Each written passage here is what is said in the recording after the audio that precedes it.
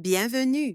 Vous allez écouter le résumé du livre Le gène égoïste de Richard Dawkins. Pour mieux comprendre ces idées, nous avons divisé ce résumé en plusieurs points clés. Bonne écoute. Idée numéro 1. L'évolution est motivée par des capacités variables et des ressources limitées. Il y a plus de 3,5 milliards d'années, dans une soupe primordiale de molécules, la première forme de vie, la plus simple, apparut sur Terre. Une molécule capable de se copier elle-même, appelée réplicateur. Les réplicateurs moléculaires sont constitués de longues chaînes de molécules élémentaires, tout comme un mot est formé d'une suite de lettres. Les réplicateurs se copient en attirant d'autres lettres moléculaires et en servant de modèle pour leur assemblage. Dès son apparition, le premier réplicateur eut un avantage compétitif naturel sur toutes les autres molécules de la soupe primordiale, car celles-ci ne pouvaient pas se reproduire. Ainsi, les réplicateurs devinrent plus nombreux que tout autre type de molécules. Cependant, des erreurs de copie entraînèrent l'apparition de réplicateurs filles légèrement différents de leurs parents. Certaines de ces nouvelles configurations leur permettaient de se copier plus rapidement ou avec plus de précision, leur conférant un avantage compétitif face aux réplicateurs originels. Au fil du temps, de plus en plus de réplicateurs furent produits à partir des molécules élémentaires disponibles en quantité limitée dans la soupe primordiale jusqu'à épuisement progressif de ces ressources. Ces deux phénomènes, une population avec des capacités variables et un environnement aux ressources limitées, constituent les conditions de base du processus que nous connaissons sous le nom d'évolution. Avec le temps, de nouvelles erreurs de copie ont engendré des caractéristiques avantageuses supplémentaires, comme la capacité à décomposer d'autres réplicateurs pour utiliser leurs molécules élémentaires afin de se répliquer. Ces réplicateurs furent les premiers carnivores. Grâce à l'apparition de nouvelles variations et à la survie des réplicateurs dotés des avantages les plus utiles, des formes de vie plus complexes ont émergé, aboutissant finalement à la diversité d'organismes que nous observons aujourd'hui. Idée numéro 2. L'unité fondamentale de l'évolution est le gène, car il peut exister sous forme de multiples copies, et est donc quasi immortel. L'évolution se produit par survie différentielle. Dans une population donnée d'entités aux capacités variables, certaines survivent et se propagent, tandis que d'autres disparaissent. Mais contrairement à une idée répandue, les unités sur lesquelles agit l'évolution ne sont pas les organismes individuels, mais bien les gènes, de courts segments d'ADN qui répliquent cette molécule à la base de toute vie sur Terre. La raison en est que les gènes remplissent un critère crucial, inaccessible aux organismes individuels. Ils ne sont pas uniques et peuvent exister en de multiples copies dans des corps différents. Par exemple, toutes les personnes aux yeux bleus possèdent dans leurs cellules une copie du gène responsable de cette caractéristique. En revanche, la plupart des organismes ne peuvent pas se répliquer à l'identique. En effet, la reproduction sexuée ne produit pas des copies, mais combine le patrimoine génétique des parents pour créer des individus nouveaux et uniques. Le fait que les gènes existent sous forme de copies les rend quasi immortels. Alors qu'un organisme ne survit généralement que quelques décennies, un gène peut persister pendant des milliers, voire des millions d'années. Songez que, bien que vos ancêtres soient morts depuis longtemps, vous portez sans doute une multitude de leurs gènes dans vos cellules, et vous en transmettrez au moins une partie à vos descendants. C'est cette multiplicité et cette potentielle immortalité qui font des gènes les véritables acteurs de l'évolution. Idée numéro 3. Les gènes sont égoïstes par nature. Leur survie se fait au détriment d'autres gènes. Un gène est égoïste. Il agit de manière à favoriser sa propre survie, même si cela nuit à d'autres entités concurrentes. Cependant, les gènes n'ont aucune intention consciente. C'est simplement leur comportement que nous pouvons qualifier d'apparemment égoïste. De même, bien que l'évolution puisse sembler viser à créer des êtres adaptés à un environnement donné, elle n'en a pas la volonté délibérée. Pour comprendre cet égoïsme génétique, examinons leur environnement physique. Les gènes sont regroupés en chromosomes, abrités dans les cellules d'un organisme. Les chromosomes vont par paires. Les humains en possèdent 23 paires, soit 46 au total. Les deux chromosomes d'une paire ont la même structure organisationnelle. Ainsi, si un gène codant la couleur des yeux se trouve à un endroit précis sur un chromosome, son homologue occupera la même position sur l'autre chromosome. Cependant, les versions de ces gènes peuvent différer. L'un peut coder des yeux bleus, l'autre des yeux marrons. Ces variants d'un même gène sont appelés allèles. Par exemple, il existe plusieurs allèles du gène de la couleur des yeux. Comme les allèles rivaux tentent d'occuper exactement la même position sur un chromosome, tout avantage de survie acquis par l'un est nécessairement égoïste. Il réduit les chances des autres allèles. Idée numéro 4. Le phénotype d'un gène, la manière dont son code se manifeste dans son environnement, détermine sa survie. Sur le plan physique, tous les gènes se ressemblent. Ce sont des segments d'ADN.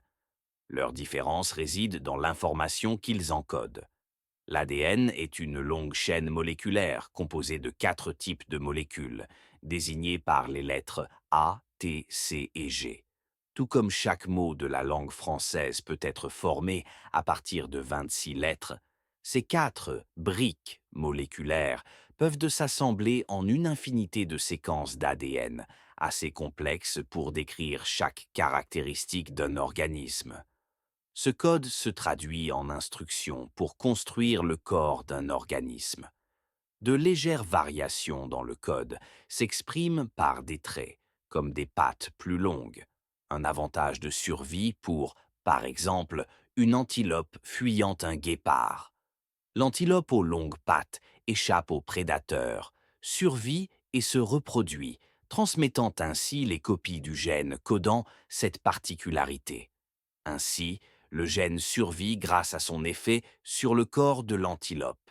Cette manifestation corporelle du gène est appelée son phénotype. Toutefois, les effets des gènes ne se limitent pas toujours à l'organisme qui les porte. Les gènes viraux, par exemple, n'ont pas de corps propre. Leur code modifie les cellules qu'ils infectent. Ils peuvent par exemple provoquer des éternuements chez l'hôte, facilitant la propagation du virus et assurant la survie de ces gènes. Idée numéro 5. Le succès d'un gène dépend de son environnement, à la fois physique et génétique. Un bon camouflage pour un tigre serait désastreux pour un ours polaire, en raison de leurs environnements radicalement différents.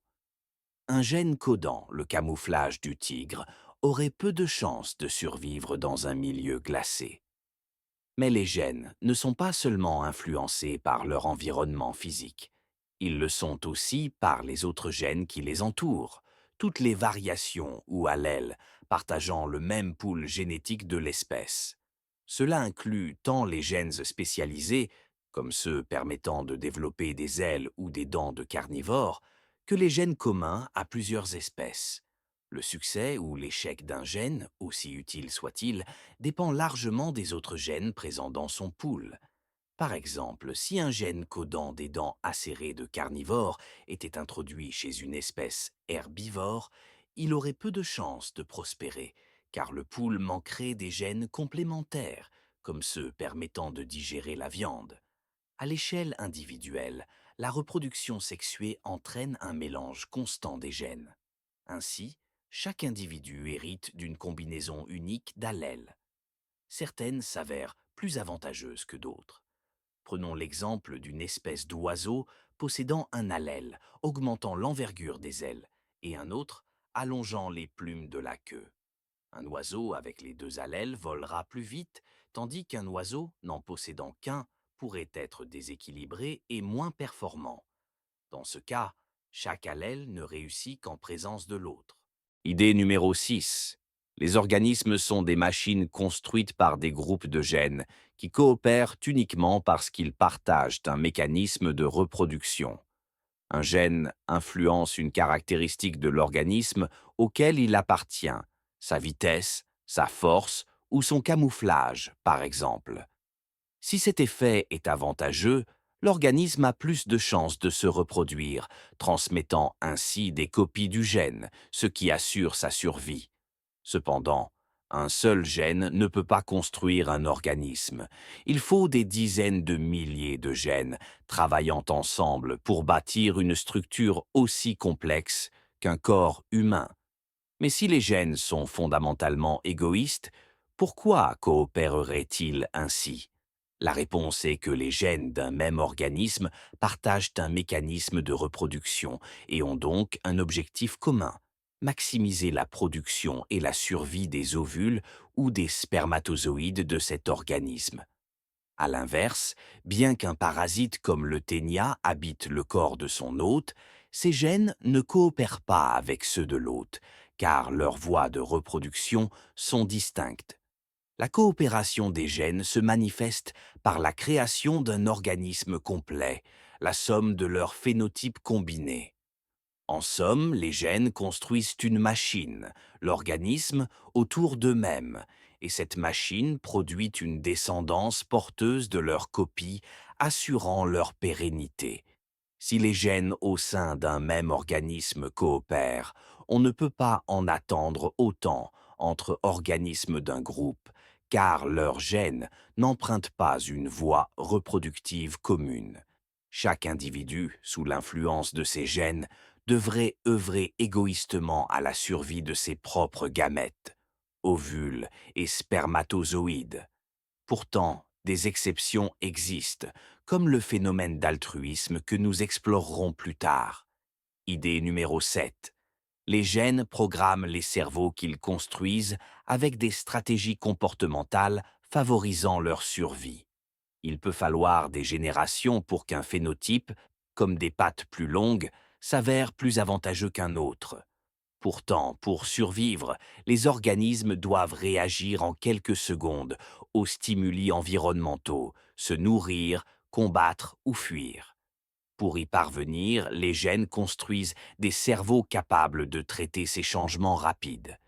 Nous appelons ces réactions des comportements.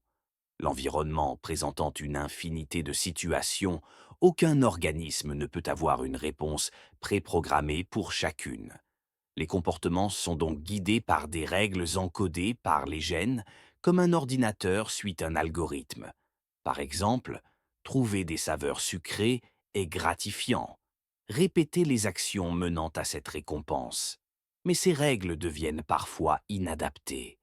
Par exemple, l'attrait pour le sucré aidait les chasseurs-cueilleurs, mais contribue aujourd'hui à l'épidémie d'obésité dans un monde riche en calories. Les organismes intelligents limitent ces effets néfastes grâce à l'apprentissage, tester une action, évaluer son résultat et le mémoriser. La simulation, modéliser mentalement les conséquences d'une action avant de l'entreprendre, permettant l'économie d'efforts et évite des dangers. Comme exemple, un organisme qui simule la chute d'une falaise avant de sauter survit mieux que celui qui doit l'expérimenter. Idée numéro 8. La compétition entre stratégies aboutit à un schéma comportemental stable dans une population. Les membres d'une même espèce sont en concurrence directe pour les ressources, ce qui entraîne inévitablement des affrontements. Ces conflits peuvent être gérés via différentes stratégies comportementales, fuite, combat mortel, etc. Comme toute caractéristique biologique, ces stratégies varient, certaines favorisant mieux la survie des gènes que d'autres. Leur succès dépend de l'environnement comportemental, c'est-à-dire des tactiques adoptées par les autres individus. Imaginons une population aviaire avec trois profils: des colombes qui fuient systématiquement face à une attaque, des faucons qui attaquent toujours, combattant jusqu'à être gravement blessés, des riposteurs pacifiques comme les colombes, mais qui contre-attaquent si provoqués, comme les faucons. Dans une population de colombes, un faucon intrus prospère. Aucune colombe ne résiste. Ces gènes se répandent. Quand les faucons dominent, les colombes réapparaissent. Les faucons, trop nombreux, s'entreblessent fréquemment. Aucune des deux stratégies n'est stable. Chacune peut être envahie par l'autre. Seul le riposteur est une stratégie évolutivement stable. Il évite les blessures inutiles, contrairement au faucon. Il se défend si nécessaire, contrairement à la colombe. Dans une population de riposteurs, ni les faucons ni les colombes ne prendraient le dessus. Idée numéro 9. L'égoïsme des gènes explique les comportements en apparence altruistes, comme les soins parentaux. Comme souligné précédemment, puisque les gènes contrôlent le comportement et qu'ils sont égoïstes, on pourrait s'attendre à ce que les organismes d'un groupe agissent de manière égoïste entre eux. Pourtant, la nature regorge d'exemples de comportements apparemment altruistes, à commencer par les soins parentaux extrêmement dévoués, comme une mère oiseau simulant une aile cassée pour éloigner un renard de ses petits. On peut définir l'altruisme comme un comportement qui réduit ses propres chances de survie au profit d'un autre. Cette contradiction apparente s'évanouit quand on la considère à la lumière d'une caractéristique fondamentale des gènes. Ils existent en multiples copies dans plusieurs organismes.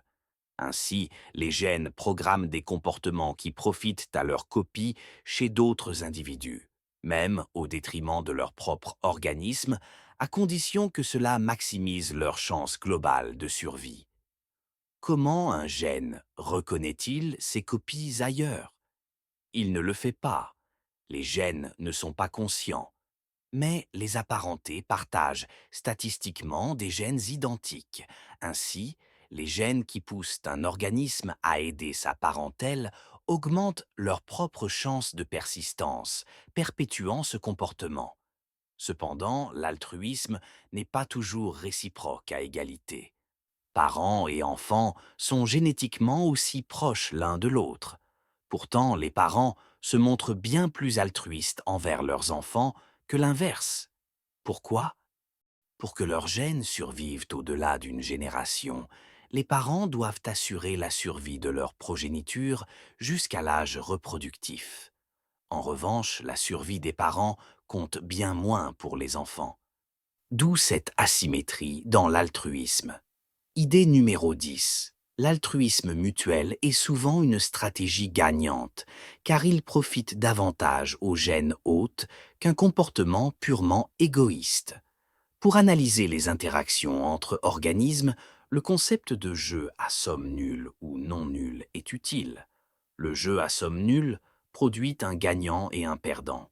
Exemple, la course-poursuite entre un guépard et une antilope. Soit l'antilope meurt, soit le guépard meurt de faim. Avec le jeu à somme non nulle, par contre, les joueurs rivalisent face à une banque de ressources extérieures. Un gain pour l'un n'implique pas nécessairement une perte pour l'autre. Ils peuvent soit se trahir pour s'accaparer plus de ressources, soit coopérer pour mieux les exploiter ensemble. Dans la nature, si beaucoup de compétitions sont à somme nulle, comme l'exemple du guépard, d'autres scénarios favorisent la coopération entre membres d'une même espèce, voire entre espèces différentes. L'exemple fourmi-puceron illustre bien l'altruisme réciproque. Les fourmis tréanent les pucerons pour leur sécrétion sucrée. Bien que cela semble exploiter les pucerons, ces derniers y gagnent une protection contre les prédateurs grâce aux fourmis agressives. Certaines fourmis élèvent même des larves de pucerons dans leur fourmilière.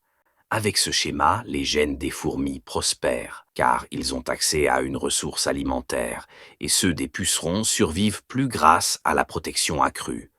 Le résultat final, une augmentation de la survie, sert bien une motivation égoïste, mais le chemin pour y parvenir passe par l'altruisme mutuel. Idée numéro 11. La culture humaine est également sujette à l'évolution, et son unité de base est le même.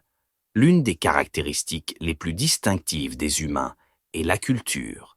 Les aspects de notre vie qui ne relèvent ni de l'instinct ni de la pure survie, comme le langage, l'habillement, l'alimentation, les cérémonies, les coutumes ou l'art. Bien que la psychologie et les intérêts humains fondamentaux puissent s'expliquer par les avantages de l'altruisme mutuel ou de l'aide à sa parentèle, cela ne suffit pas à rendre compte de la complexité et de la diversité culturelle.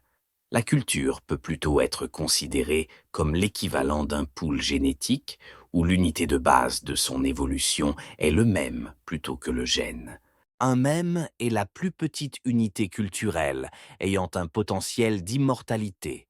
Par exemple, une expression comme YOLO, You Only Live Once, un geste tel que le pouce levé, une croyance en des êtres supérieurs, ou même une mélodie comme Happy Birthday, peuvent se diffuser largement et persister sur des générations.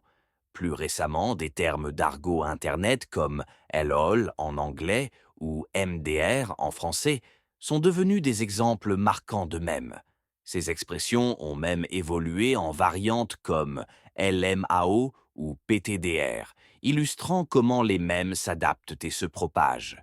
Leurs vecteurs de transmission sont ceux de la communication humaine, parole, écriture, Internet. Comme les gènes, les mèmes sont en compétition. Certains s'opposent directement, par exemple la théorie de l'évolution contre le créationnisme, mais tous rivalisent pour capter l'attention et la mémoire humaine. De la même manière que les gènes coopèrent pour former des organismes complexes, les mêmes s'agrègent en entités élaborées. L'Église catholique, par exemple, est une agrégation d'idées, de rituels, de vêtements et d'architecture autour du même central d'un Dieu omnipotent. Dissocier la culture de la biologie permet d'expliquer certaines expressions humaines contre-intuitives, comme le célibat, qui va à l'encontre des impératifs biologiques. Si la culture est un système évolutif autonome doté de ses propres réplicateurs, alors ces derniers n'ont qu'à survivre au sein de ce système. Ils ne sont pas nécessairement influencés par des facteurs externes, comme la survie biologique. À l'instar des gènes, le succès des mèmes dépend de leur environnement, ce qui permet de conclure qu'Internet est un terrain propice à l'argot. Idée numéro 12. La prévoyance consciente de l'humain peut l'aider à surmonter les limites de l'égoïsme des gènes biologiques. Les modèles de stratégie comportementale montrent que les populations tendent vers un équilibre stable. Celles qui adoptent une stratégie d'altruisme mutuel réussissent généralement mieux, même si chaque individu est motivé par l'intérêt égoïste de ses gènes. Mais dans certains cas, une solution encore plus optimale pour tous peut émerger en renonçant aux intérêts immédiats de survie des gènes. Prenons l'exemple d'une population composée de deux espèces aux stratégies opposées, les faucons, qui attaquent toujours lors d'un conflit et se battent jusqu'à la mort ou à la grave blessure, les colombes, qui fuient dès qu'elles sont attaquées. Les faucons l'emportent toujours face à une colombe isolée, mais à long terme, leur stratégie est moins avantageuse à cause des blessures infligées par les autres faucons. La solution la plus bénéfique pour tous serait une conspiration de colombes. Tous les individus s'accordent à adopter le comportement pacifique des colombes, renonçant aux gains à court terme des faucons pour profiter des avantages à long terme d'une vie sans blessure ni mort inutile. Les gènes, inconscients et dépourvus de prévoyance, ne peuvent pas participer à une telle conspiration, même si elle servirait leurs intérêts ultimes. Les humains, en revanche, ont cette capacité de prévision consciente. Notre culture, si on la considère sous l'angle des mèmes, s'est déjà affranchie des impératifs biologiques. Nous ne sommes peut-être pas génétiquement ou intrinsèquement altruistes, mais nous pouvons utiliser notre prévoyance pour contrer l'égoïsme des gènes et au moins adhérer à la conspiration de Colombe pour notre propre bénéfice futur. Nous pourrions même atteindre un altruisme véritable qui n'existe pas dans la nature. Merci d'avoir écouté notre résumé du livre Le gène égoïste de Richard Dawkins. L'idée centrale du livre est que l'évolution résulte de l'action de la sélection naturelle sur les gènes et non sur les individus ou les espèces. Par définition, les gènes sont égoïstes. Ils favorisent leur propre survie, parfois au détriment d'autres gènes. Tous les comportements animaux s'expliquent ainsi par l'égoïsme de leurs gènes. Et vous, qu'en pensez-vous? Dites-le en commentaire. Ce concept vous a-t-il marqué? Aimez et partagez si ce résumé vous a plu et à très bientôt.